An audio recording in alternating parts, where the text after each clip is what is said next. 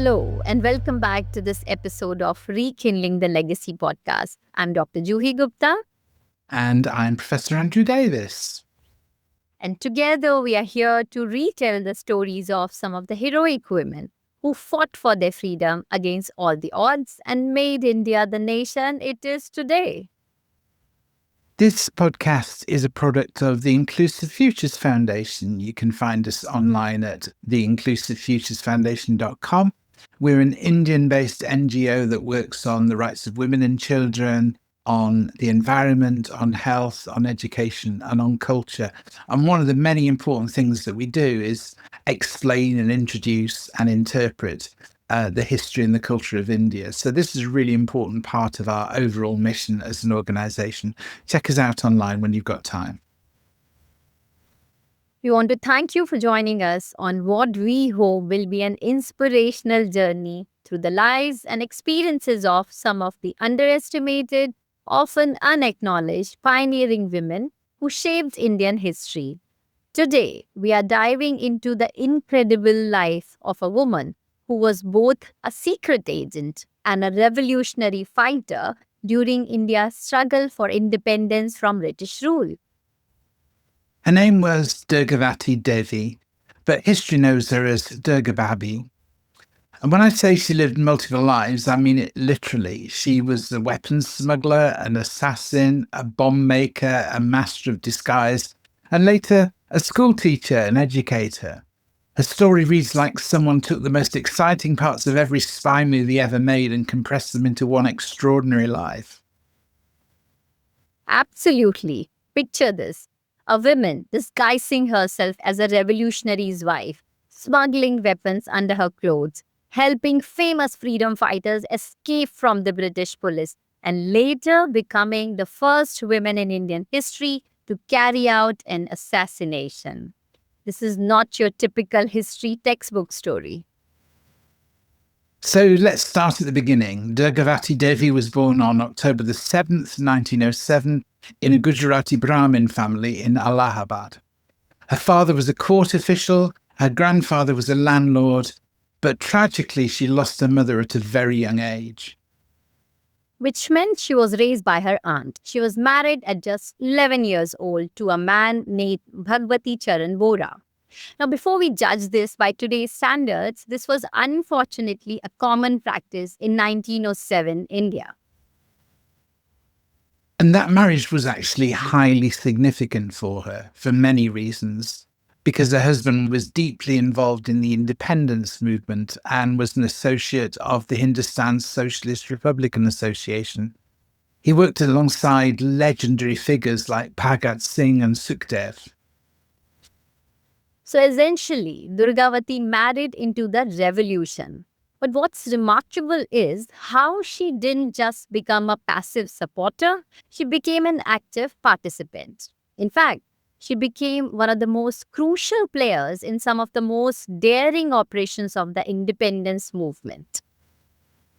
Let's talk about that specifically. So in 1926, when she was just 19 years old, she became an important part of the Naujawan Bharat Sabha, the Young India movement.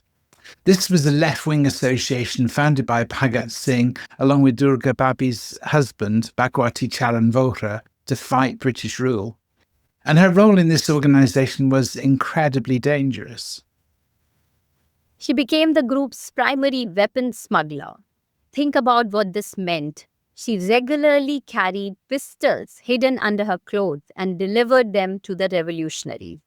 In British-controlled India, being caught with illegal weapons meant imprisonment, torture, or worse. Yet, this young woman, who had barely finished elementary school, was walking through the street with guns strapped to her body, making deliveries that kept the revolution supplied and operational.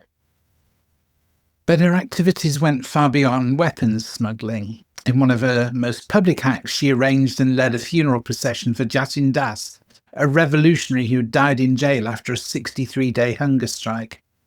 That procession started in Lahore and ended in Calcutta, and thousands of people joined the march along the way. Leading a political demonstration like this required not just courage, but organizational skills and leadership ability too. And here was a young woman who could mobilize thousands of people across multiple cities for the revolutionary cause. The British authorities must have realized they were dealing with someone quite exceptional. And she did all this while being a mother. She had a son named Sachidananda, so she was juggling motherhood with being essentially a weapons smuggler for the resistance. But the most famous chapter of Durga Bhabhi's revolutionary career began with the tragedy that sparked one of the most significant acts of revolutionary violence in Indian history. In 1928, there was a brutal incident in Lahore involving the Simon Commission, a British committee that was supposed to discuss Indian constitutional reforms but included no Indian members. When protesters demonstrated against this all-white commission, a British police officer named James Scott ordered a lathi charge, a coordinated attack with heavy wooden batons. During this attack, the famous leader, Lala Lajpat Rai, was severely injured. He died on October 30th, 1928, and his death sent shockwaves through the independence movement. The revolutionaries decided that James Scott needed to pay for what he had done. This is where Durga Bhabhi became involved in one of the most audacious operations of the independence movement. The plan was to assassinate James Scott, but when the time came, the revolutionaries ended up killing a different police officer, John P. Saunders, instead of Scott. It was a case of mistaken identity, but the message was clear. The revolutionaries would not let British brutality go unpunished. After the assassination, Bhagat Singh and his associate Rajguru were on the run and needed to escape from Lahore. This is when Sukhdev, another revolutionary leader, asked Durga Bhabhi to help them escape. And this is where she pulled off one of the most brilliant pieces of spycraft in the history of the independence movement. The plan was incredibly risky. Bhagat Singh completely changed his appearance. He cut his hair, shaved his beard, and dressed in Western clothes. The transformation was so complete that even Durga Bhabhi couldn't recognize him at first. But looking different wasn't enough. They needed a believable cover story for why such a man would be travelling.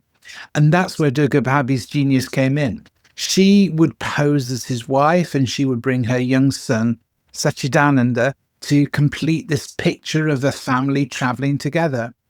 Who would suspect a westernized Indian couple travelling with their child of being dangerous revolutionaries?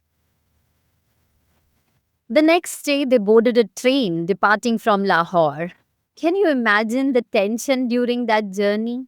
Every stop could bring British police onto the train. Every passenger could be an informant. Every moment could be their last as free people. But the disguise worked perfectly. They successfully escaped and Bhagat Singh lived to fight another day. It was a masterpiece of deception and courage, and it was all organized by a 21-year-old woman who had learned the art of spying through trial and error. They successfully held one of India's most wanted revolutionaries escape right under the nose of British authorities. The courage this required is just mind-blowing. If they had been caught, the consequences would have been severe, not just for her, but for her child as well. But this successful escape was just the beginning of an even more dangerous phase of Durga Bhabhi's life. In 1928, she and her husband went underground because the British had launched a brutal crackdown on HSRA members. The reason for this intensified persecution was that Durga Bhabhi and her husband had been running what was essentially a bomb-making factory. They rented a house where they manufactured explosives for the revolutionary activities.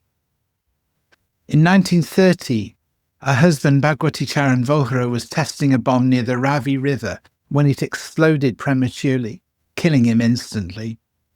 He'd been planning to use that bomb to attack the jail where revolutionaries were imprisoned. And he had also been involved in a plot to assassinate the Viceroy, Lord Irwin.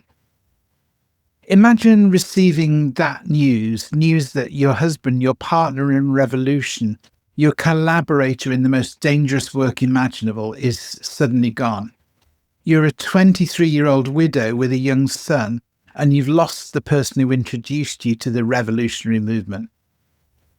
Most people under such circumstances might have retreated from public life and focused on raising their child, trying to build some kind of normal existence. But Durga Bhabhi made a different choice. She decided to carry the revolution forward in her own hands. Her response to her husband's death was to escalate her own revolutionary activities. She attempted to assassinate Lord Halley, who was the ex-governor of Punjab and considered an enemy of the revolutionary movement. While Halley himself survived the attack, several of his associates were killed. This assassination attempt led to her arrest and 3 years of imprisonment. But even from jail, she continued to support the revolution. She sold her jewelry, which would be worth millions of rupees today, to help liberate imprisoned revolutionaries, including efforts to free Bhagat Singh.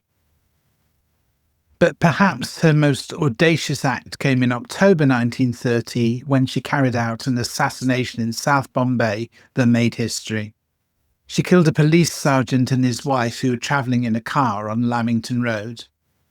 This was significant because it was the first time a woman had carried out an assassination in the Indian independence movement. Up to that point, violent revolutionary acts had been exclusively carried out by men.